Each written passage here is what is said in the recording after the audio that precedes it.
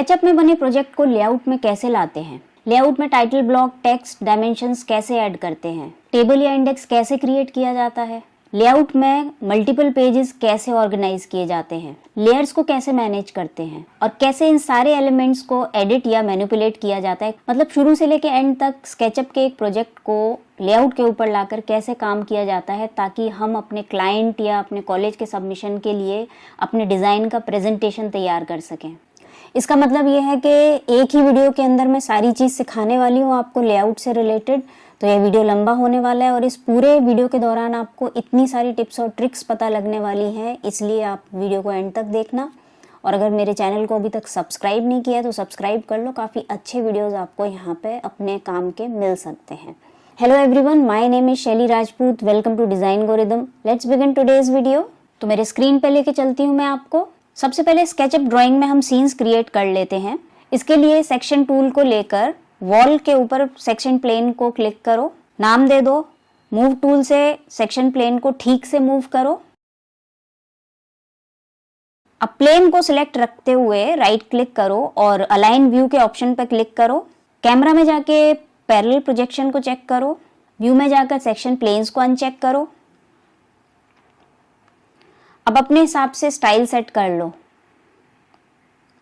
और फिर या तो सीन में जाके प्लस के बटन को क्लिक करके आप सीन ऐड कर लो और उसको रीनेम कर दो, या फिर ऊपर जहाँ पे सीन्स बने हुए हैं वहाँ पे किसी भी सीन के ऊपर राइट क्लिक करके नया सीन ऐड कर लो और इसे रीनेम भी कर दो साथ के साथ।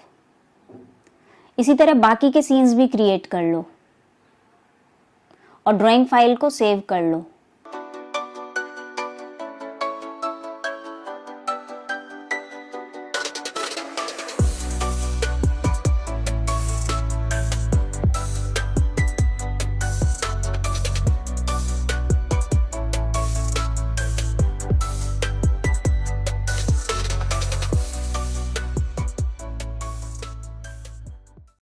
अब लेआउट एप्लीकेशन को ओपन कर लो और plain paper A3 landscape template choose कर लो। व्हील से स्क्रॉल करके जूम आउट करो ताकि पूरा पेपर यानी कि पूरे पेपर की एजेस आपको दिखाई दें। अब सबसे पहले टाइटल ब्लॉक बना लेते हैं हम। ऊपर टूल बार से रेक्टेंगल टूल ले लो और कुछ इस तरीके से रेक्टेंगल्स बनाओ। ऊपर वाले रेक्टेंगल में हम ड्राइंग को प्लेस करेंगे और नीचे वाले रेक्टेंगल में हम ड्राइंग की डिटेल्स को, इंफॉर्मेशन को ऐड करेंगे। डिफॉल्ट ट्रे पर लेयर्स के पैनल में जाकर विजिबिलिटी चेक करो और लेयर के नाम पर डबल क्लिक करके इसे रीनेम करो। लेयर्स को ऑर्गेनाइज करना बेहद ज़रूरी होता है। दोनों रेक्टेंगल्स को सिलेक्ट कर लो और शेप स्टाइल का पैनल खोलो।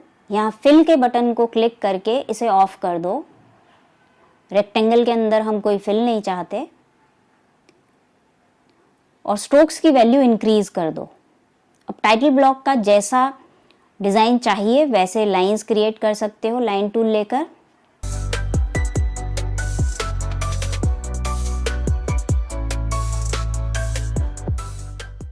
और इन लाइंस की भी थिकनेस इंक्रीज कर दो, जैसे पहले हमने स्ट्रोक की वैल्यू इंक्रीज करी थी। टेक्स्ट ऐड करने के लिए सबसे पहले टेक्स्ट स्टाइल का पैनल ओपन करो। यहाँ अपनी प्रेफरेंस के हिसाब से फॉन्ट टाइप और साइज को सिलेक्ट कर लो। ऊपर पैनल से टेक्स्ट टूल ले लो। अब यहाँ पर हम ऑटो टेक्स्ट का फायदा उठा सकते हैं जो कि फाइल में डॉक्यूमेंट स्टाइल के अंदर होता है। इन टैग्स को अगर हम यूज करते हैं एज इट इज तो इनको जो भी वैल्यू हमने असाइन की होती है वो ऑटोमेटिकली डिस्प्ले होने लगती है हमारी ड्रॉइंग के ऊपर। इसे तुम अपने हिसाब से सेट भी कर सकते हो। जैसे मैं यहाँ पर पेज नंबर और डेट का टैग यूज करने वाली हूँ, मगर जिन टैग्स की वैल्यू हर पेज पे चेंज होने वाली है, जैसे टाइटल होता है ड्राइंग का वो हर पेज पे चेंज होता है, तो उसमें आप ऑटो टेक्स्ट को यूज मत करो वरना सेम टाइटल हर एक पेज पर ऐड हो जाएगा।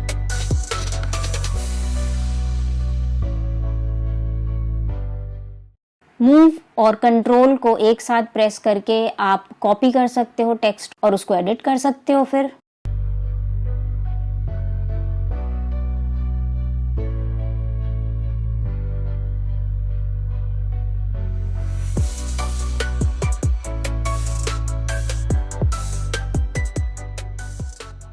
लोगो इंसर्ट करने के लिए फाइल में इंसर्ट पे क्लिक करो और लोगो की फाइल को ओपन कर लो और रीसाइज करके उसको ठीक से प्लेस भी कर दो।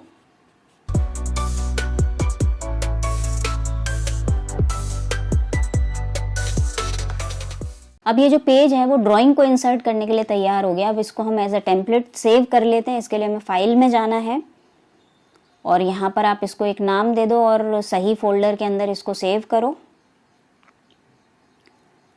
अब इससे ये फ़ायदा हुआ कि आप किसी भी नई फाइल के अंदर इस टेम्पलेट को यूज़ करके अपनी ड्राइंग्स क्रिएट कर सकते हो। आपको बार बार इसे बनाने की ज़रूरत नहीं है, जैसे मैं अभी करने वाली हूँ। अब ये नई फाइल खुल गई है और इसमें आप देख सकते हो कि ये टेम्पलेट ऑलरेडी शो हो रहा है। डिफ़ॉल्ट ट्रे पर लेयर्स और पेजेस का पैनल खोल लो।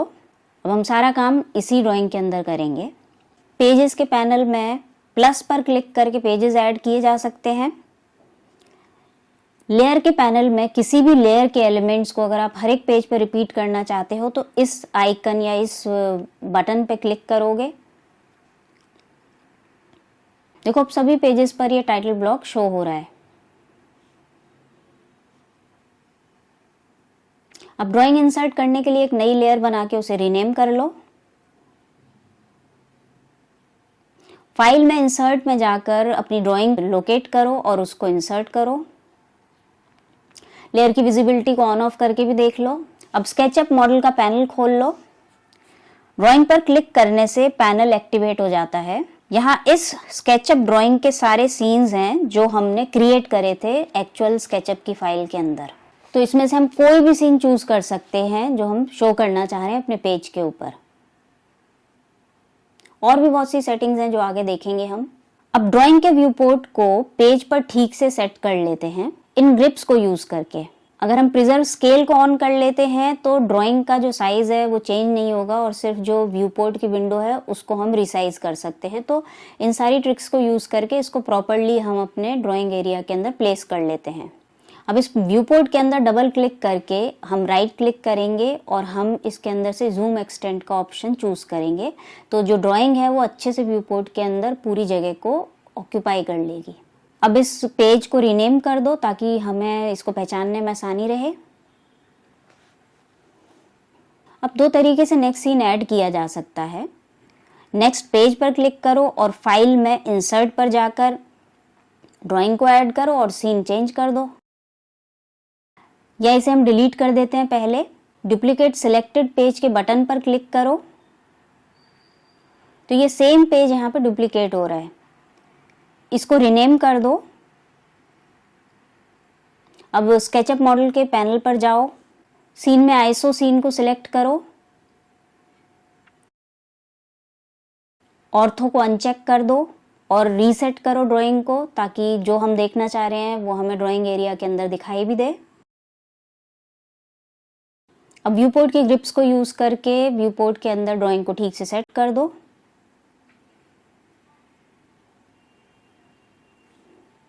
ऐसे ही पेजेस को डुप्लीकेट करके बाकी सारे सीन्स भी अलग अलग पेजेस पे सेट कर लो।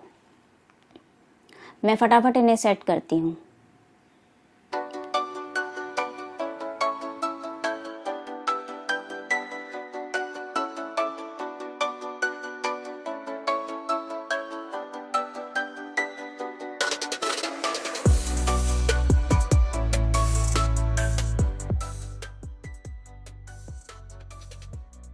तो सारे सीन्स मैंने प्रॉपरली पेजेस पर सेट कर दिए हैं, जैसे कि आप देख सकते हो। किसी भी सीन का स्टाइल चेंज करने के लिए आपको स्केचअप की फाइल में स्टाइल्स के अंदर जाना है और जो भी चेंजेस करने हैं वो चेंजेस करके फाइल या सीन को सबसे पहले अपडेट करना है और फिर अपनी फाइल को सेव भी करना है एक बार।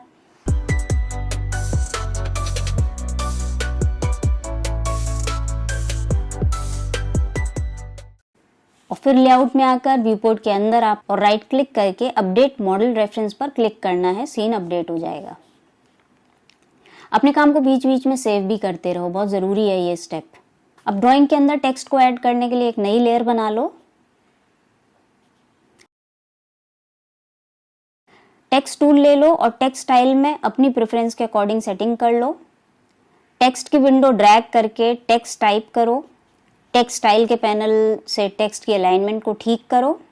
डायमेंशन स्टाइल की विंडो खोल लो और टूल बार से डायमेंशन का टूल ले लो, ऑप्शन एक्टिवेट हो जाएगा। यहाँ से डायमेंशन स्टाइल अपने हिसाब से सेट कर सकते हो। और अब हम डायमेंशन भी ऐड कर लेते हैं। लेबल भी इसी तरीके से ऐड करना है। अगर स्केचअप ड्राइंग में ग्रुप नेम ठीक से दिया होगा तो लेबल बहुत आसानी से ऐड किया जा सकता है। ये मैंने आपको पिछले अपने वीडियो में भी बताया था, लिंक मैं डिस्क्रिप्शन में दे दूंगी, आप ज़रूर चेक करना उसे।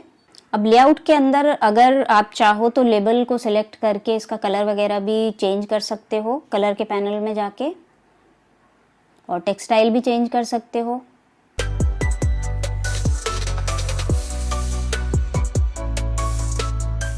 अब टेबल ऐड करने के लिए टेबल का टूल पिक करना होता है ऊपर टूल बार से।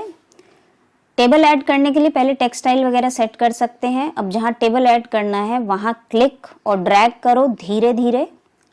जैसे जैसे ड्रैग करोगे नंबर ऑफ कॉलम और रो इंक्रीज होते दिखेंगे। अपनी ज़रूरत के हिसाब से इसे सेट करके क्लिक करो। फिर टेबल के साइज को सेट करने के लिए फिर से ड्रैग करो और क्लिक करो।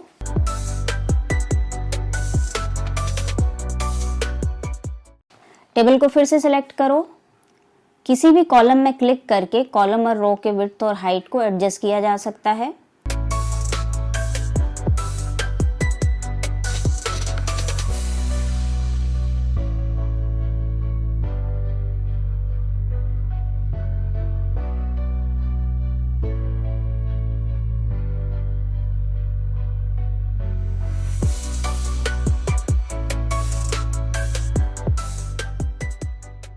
फर्स्ट कॉलम में डबल क्लिक करो। अब टेक्स्ट टाइप करो और टैब की से नेक्स्ट कॉलम में जा सकते हो और एंटर की से आप नेक्स्ट रो में जा सकते हो। अब इन सभी को सिलेक्ट कर लो शिफ्ट के साथ और अलाइनमेंट ठीक कर सकते हो।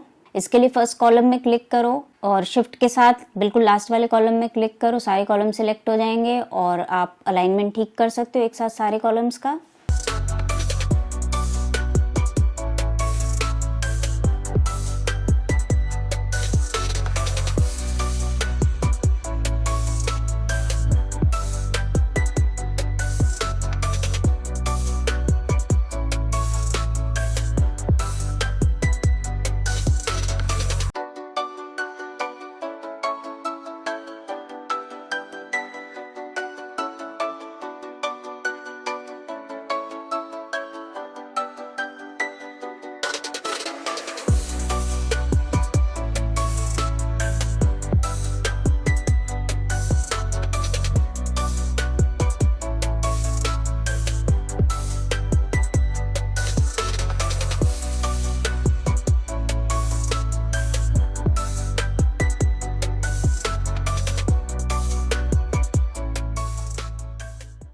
हम चाहें तो लेयर्स को लॉक कर सकते हैं ताकि उसके एलिमेंट्स किसी भी तरीके से एडिट ना हो जब हम कुछ और काम कर रहे हैं। तो लाइन वेट बढ़ाने के लिए व्यू पोर्ट को सिलेक्ट करो और स्केचअप मॉडल के अंदर जाओ। व्यू पोर्ट के अंदर डबल क्लिक करो और स्केचअप मॉडल के पैनल में जाओ और लाइन स्केल को सेट करो। बाकी के पेजेस में भी लाइन वेट या स्केल को बढ़ा सकते हो।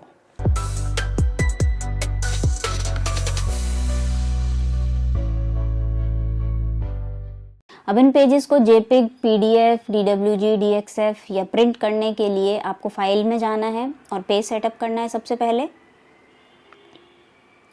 पेज साइज चूज कर लो। इसमें प्रिंट प्रीव्यू देख सकते हैं। अब अगर प्रिंटर अटैच्ड है तो डायरेक्टली आप इसे प्रिंट कर सकते हो इस बटन को क्लिक करके, या एक्सपोर्ट पे क्लिक करो और इसमें से कोई भी सिलेक्शन ले लो। अब यहाँ पे जो डिटेल्स हैं उनको प्रॉपरली देखकर फिल करो, वैल्यूज सेट करो और एक्सपोर्ट कर दो। अब एक्सपोर्ट हुई इमेज को चेक भी कर लो एक बार। अब बाकी सारे फॉर्मेट को करने के लिए भी सेम स्टेप्स को फॉलो करना है। अब यहाँ पे मैं सिर्फ सिंगल पेज ही इसलिए चूज कर रही हूँ क्योंकि मैं सिर्फ आपको करके दिखाना चाहती हूँ। आप चाहो तो सारे पेजेस सेलेक्ट कर सकते हो, एक बार में सारे ही पेजेस कन्वर्ट हो जाएंगे जिस भी फॉर्मेट में आप चाहोगे।